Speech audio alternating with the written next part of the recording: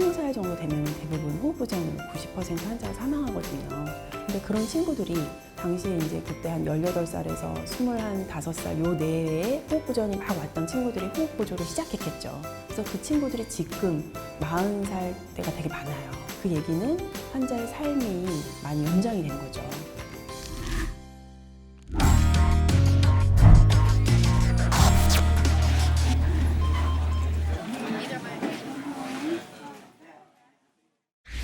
호흡 재활에서 가장 이런 주된 질환군은 신경근육 질환 환자분이거든요. 그래서 신경근육 질환과 호흡 재활은 사실 연관이 돼 있다라고 말씀드릴 수 있고요. 신경근육 질환이라는 건 말 자체로 이제 신경과 근육이 손상되는 질환이라고 생각하시면 되거든요. 많이들 아시는 이제 루게릭이라던가 척수성 근위축증, 그다음에 이제 다양한 근육병증도 포함이 되고요. 척추가 뭐 앞뒤로 휘어지거나 옆으로 휘어지는 측만이나 이제 후만증 같은 게 심한 환자들이 있으면 그런 경우도 이제 폐가 눌리게 되거든요. 그런 경우도 이제 호흡 보조가 필요할 수 있습니다. 의학의 목표는 질병의 치료를 통해 환자의 생명을 보존하고 연장하는 것이다. 희귀 난치성 신경근육병 환자들에게 숨을 찾아주는 호흡 재활은 환자들에게는 삶과 같은 뜻일 정도로 소중한 치료다. 사실 우리 이런 중증 환자들이 사지근육 약화도 있고 호흡기도 사용하게 되면서 사실 사회생활 하기가 쉽지 않잖아요. 거의 이제 가정에서 아니면 어떤 병원에 이제 요양하는 식으로 돼버리는데 이런 환자분들이 비침수적 환기 보조로 많이 변경되면서 일상생활이 많이 가능해졌거든요. 본인이 하고 싶은 일을 하는 거죠. 공부를 해서 대학교를 간다던가 아니면 취직을 한다던가 그래서 환자의 삶의 질 자체도 그리고 사회로 이제 나가는 길도 되게 다양해졌거든요. 저는 치료를 했지만 그건 사실 그 본인 환자의 의지가 중요하잖아요. 그래서 이런 친구들이 대학을 들어가고 졸업을 하고 취직을 하고 그러니까 이게 그냥 그 다 너무 기특한 거예요. 기특해서 제가 이제 행사를 했어요. 이제 제목은 한국의 호킹들 축하합니다 이런 식으로 해서 대학을 들어가고 졸업하는 애들을 이렇게 한 자리에 모아서 축하해주는 그런 행사를 하거든요. 그런 행사는 제가 제일 중요하게 생각하는 행사 중에 하나예요. 호흡 재활을 통해 숨을 찾고 숨을 찾아 삶을 찾은 환자들. 그 중에서도 한국의 호킹들이라는 이름이 무색하지 않을 정도로 놀라운 성과를 이룬 환자들도 있다. 친구는 되게 오래된 근육병 환자인데요. 선천성 근위형량증으로 처음에 진단받고 보통 이런 친구들이 과거에는 당연히 이제 근육병이니까 폐렴 앓고 이제 중환자실에서 기도 삽관하고 나면 이게 잘 안 되니까 호흡이 근육이 약해서 그만큼 호흡 보조가 필요한데 그동안 이제 모르고 살았던 거죠. 그러다 보니까 인공호흡기를 걸게 된 거고 그래서 기도절개까지 이제 하게 됐을 때 24시간 이렇게 벤트 쓰고 사셔야 돼요 이렇게 얘기를 하고 퇴원을 시켜버리거든요. 근데 그 환자는 사실 선천성 근육병이다 보니까 사지근력 약화가 그렇게 심하지가 않았어요. 그러니까 움직일 수 있는 아이였던 거죠. 근데 24시간 벤트를 쓰고 정말 침상에 딱 갇혀버리면 오히려 그로 인해서 근력 약화가 생기겠죠.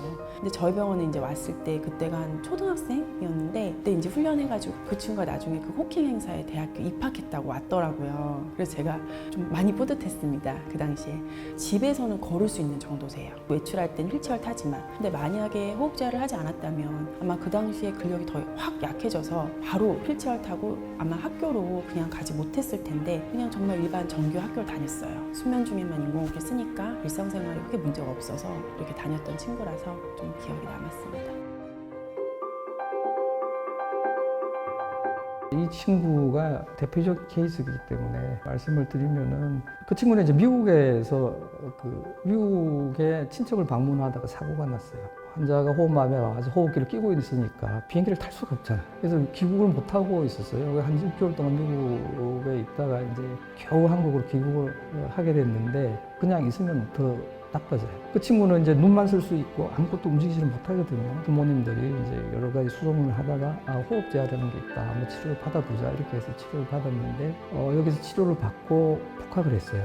밤에는 호흡기를 쓰고 낮에는 활동할 수 있게끔 해서 학업하는 데 전혀 문제 없게끔 호흡 재활을 통해서 좋아졌거든요. 그래서 모든 걸 포기를 하고 있다가 학교에 복학을 하고 졸업을 하고 선후배들하고 창업을 해서 그 기업을 조금 더 큰 기업에 M&A를 시키면서 그 회사에 들어가서도 일을 하고 있는데 지금 유니콘 기업으로 상장도 지금 생각하고 있는 기업인데 굉장히 촉망받는 기업이에요. 실제로 그 친구를 보고 나도 저렇게 될 수 있어 이러면서 열심히 하는 친구들이 많아요.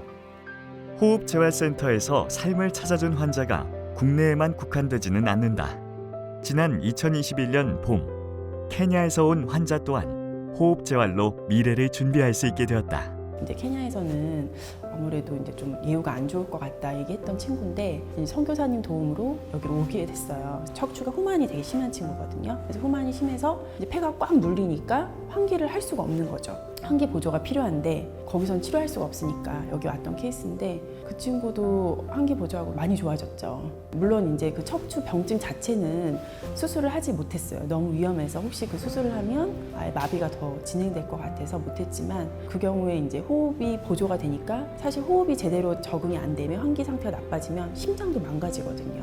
그래서 그것도 아마 예방이 됐을 걸로 생각이 듭니다. 학교 들어갔더라고요. 그 사진 보내왔어요. 저희 환자들 다 사지마비 환자고 중증 환자거든요. AI라든지 로봇이라든지 이런 분야가 접합이 되면은 자기가 생각만 가지고도 이게 컨트롤할 수 있는 이런 environment 컨트롤 시스템이 개발이 되면은 여러 가지 그 호흡재활 기술이라든지 기계를 쉽게 쓸 수 있거든요. 효율적으로 쓸 수가 있고 이런 부분들은 뭐 호흡재활뿐만 아니고 여러 다른 분야하고 마찬가지로 호흡재활의 미래에서 항상 접목을 시켜야 될 뿐입니다. 호흡재활로 삶을 찾은 환자들의 사례에서 보듯 호흡재활은 환자에게 수명 연장을 넘어 새로운 희망의 이름이 되고 있다.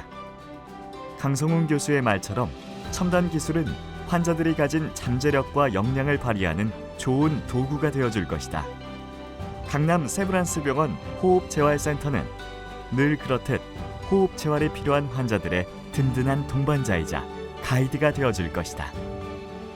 사실 저희가 이제 10년 행사를 한번 했었거든요. 그동안 했던 사진이랑 일했던 것들 뭐 이렇게 연역이나 이런 걸 쭉 이렇게 한번 볼 수 있는 기회가 저도 있었는데 되게 좀 뿌듯하면서도 사실 눈물이 나더라고요.